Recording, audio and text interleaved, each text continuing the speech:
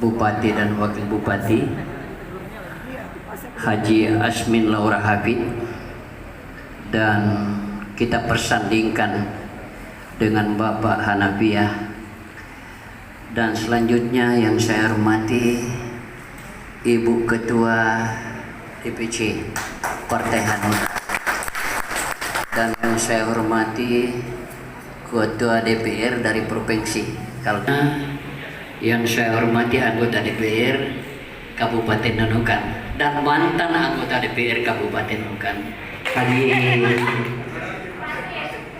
Haji Rashid, ya, dia juga beliau Pak Haji Senum juga tidak ketinggalan, bahwa semua yang hadir yang saya hormati dan yang saya cintai, perlu kita tegaskan di bantuannya supaya dimasukkan di media untuk diekspos bahwa ada di dalam pelaksanaan demokrasi di kabupaten ada calon namanya Haji Asmin Laura Hafid dengan Bapak Hanafiah sebagai wakilnya untuk mencalonkan di 2020, ya, 2020 insya Allah.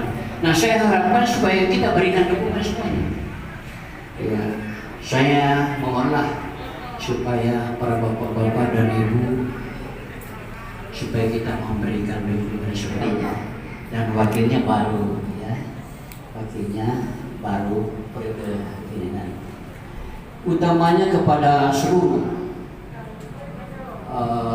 kader Partai Hanura. Ini sebenarnya dengan keluarnya SK ini adalah satu tugas berat yang kita harus terima apa adanya, lapang dada. Kita harus menang, ya, amanah harus menang, ya, sekali amanah harus ya, itu kita punya harapan. Dan yang paling penting di sini adalah kita harus menjaga stabilitas keamanan yang ada di kabupaten. Mari kita membantu para pengamanan supaya utamanya kepada kader, supaya disampaikan kepada seluruh masyarakat supaya aman dan tertibnya kabupaten ini tergantung dari kita, ya. Jadi harus kita bekerja keras. Kemudian yang kedua, setiap kader bila mana berbicara, saya harapkan supaya santun. Kita harus menggunakan etika politik, ya. Para kader saya mohon, dan para relawannya, kita harus menggunakan etika politik. Yang benar mari kita katakan benar, dan yang salah mari kita katakan salah. Jangan kita hianat di sini, ya. Kita tidak mau mencederai rakyat, kita tidak mau membohongi rakyat. Mari kita bersikap jujur, ya, fair dan jujur di dalam menghadapi masyarakat. Bukan partai caci maki, ini yang perlu kader ini dilakukan. Ya. Kadang-kadang memang sering ada beberapa introspeksi diri. Mungkin hari ini kita berbeda sama antara satu dengan yang lain, dan mungkin hari ini kita sependapat, besok berbeda pendapat antara satu. Saya kira demikian secara timbal balik, sehingga yang sangat penting di dalam pengkaderan partai itu adalah kita membangun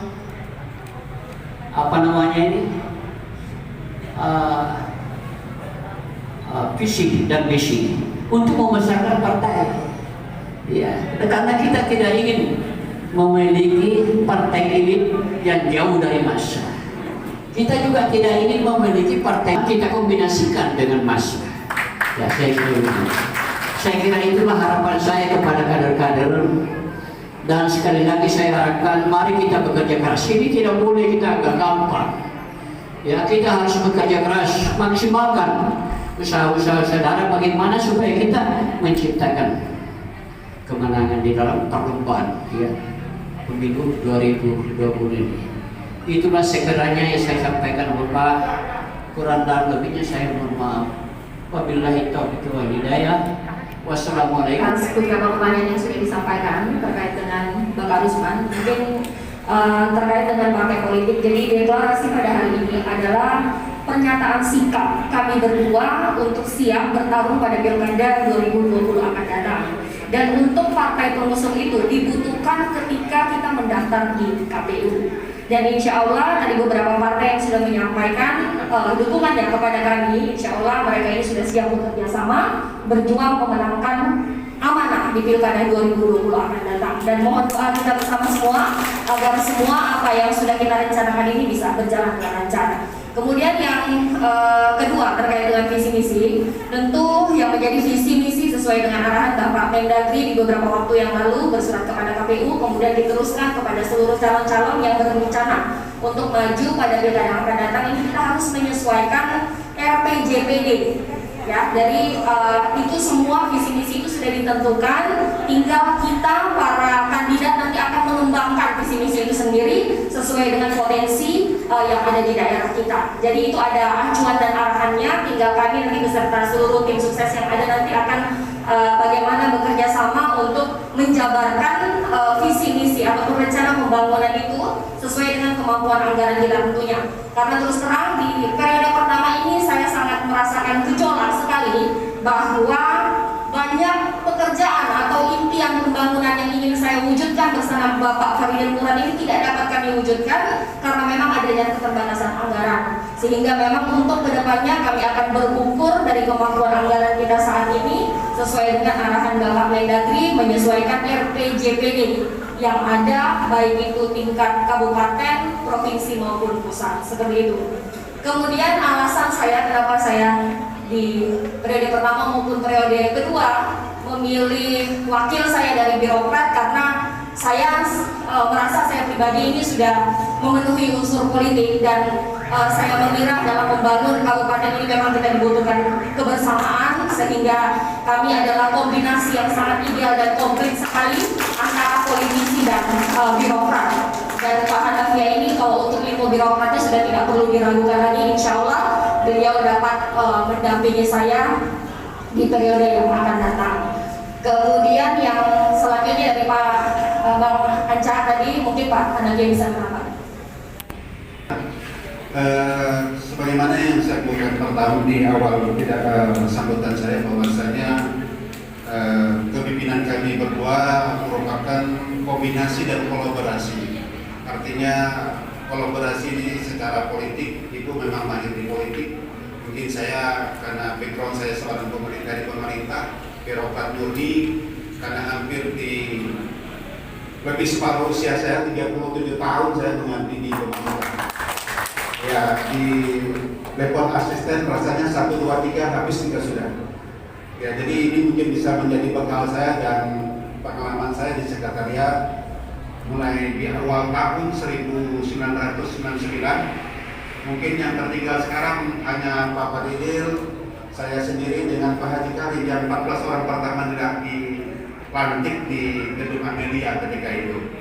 Jadi saya berusaha sekuat tenaga, apa yang saya miliki saya akan melakukan sinergi dan mudah-mudahan saya bisa menjadi pendamping ideal bagi Ibu Astin Laura ke depan sehingga bisa menjadi modal bagi Kabupaten Nunukan untuk bisa membangun Nunukan lebih maju lagi dari yang sekarang.